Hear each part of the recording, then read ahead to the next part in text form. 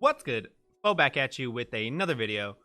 Blizzard has announced when Shadowlands will be officially dropping, so today I'm going to be discussing all the things you should get done before Shadowlands launches.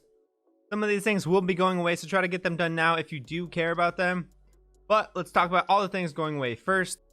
Perhaps the simplest one to get before it's gone is the Longboy or the Reigns of the Caravan Brutosaur. While this isn't going away permanently, it will be much harder to get in my opinion. Currently, the way to get is just by spending 5 million gold from a vendor into Zara Lore or Brawlers. This amount is going away once the pre-patch drops, and the only way to get it from then is by purchasing it from the black market auction house. The minimum price could be set to 5 million gold to start, or it could be lower. So you could in theory get it for lower, but I think that will rarely happen, especially with all the realm connections they have made for lower population realms. It will probably be much harder now to snipe these rare mounts and items. The main reason to get it is because it has an auction house on it. Even Blizzard themselves said they think they went too far with it because it is just way too convenient. One achievement that is going away is the Mad World achievement. This achievement is awarded to those who have completed 5 mass runs for both Stormwind and Orgrimmar Horrific Vision solo. This also rewards the Faceless One title, which is actually a badass title. I haven't done a vision in quite some time now, but with all the corruption resistance we have, I bet things will just melt for most classes and shouldn't be too difficult. If you're struggling, just remember you don't have to do insane pulls and pull whatever you're comfortable with. The most annoying bosses I found were Rexxar and Illyria.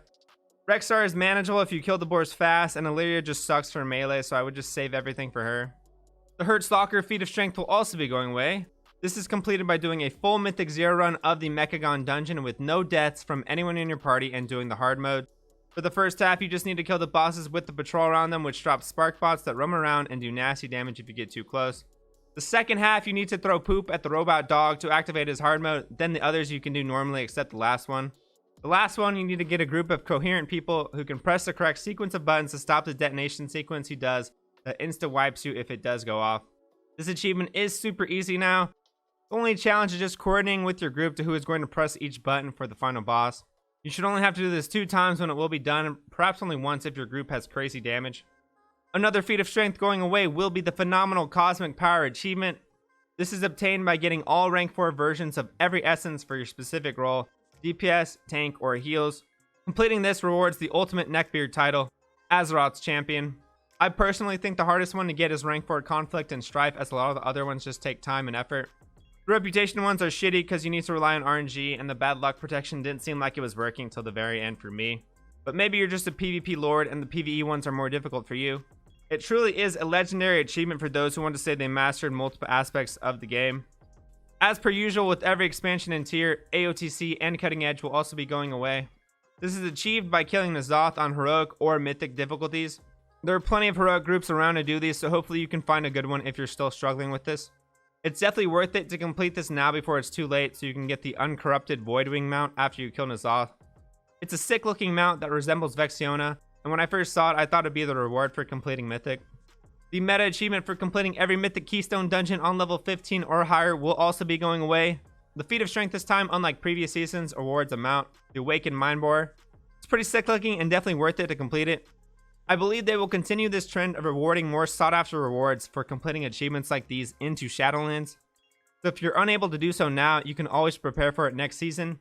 This will also be your last shot to push rating in PvP before the pre-patch drops. And of course, when every season ends, so do the rewards. Try to get at least 1800 rating if you can for the complete Mog of your respective armor type if you're into transmogging as much as me. Or if you're a huge gamer, you can make that last push for your 50 wins needed for Gladiator.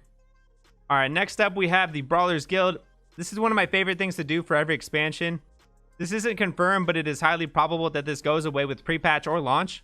The fights are super enjoyable and interesting and really make you think on what's the best course to defeat them. You can gain access to the guild by buying a pass on the auction house, I'm pretty sure. From there, you can square off in challenging individual fights.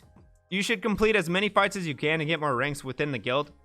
Having more ranks means more access to different fights, which can offer different rewards. The real incentive for doing this is for all the different cosmetic t-shirts and the Bruce mount you can get from the side quest. Alright, next I'm going to be talking about some things that won't be going away, but will probably be way more difficult to get once BFA is no longer current content. Once Shadowlands drops, the drop rates for the Jaina and Azoth mounts will no longer be guaranteed. Jaina is an absolute joke now, so maybe you can get into a pug and snag one or just buy it with gold. However, the Azoth one will be pricier. The world PvP meta achievements for BFA will be harder because less people will be in the BFA zones. I recommend getting this done more so than the others because the title is sick, the Conquer of Azeroth, and you get a nice looking Crawlus mount.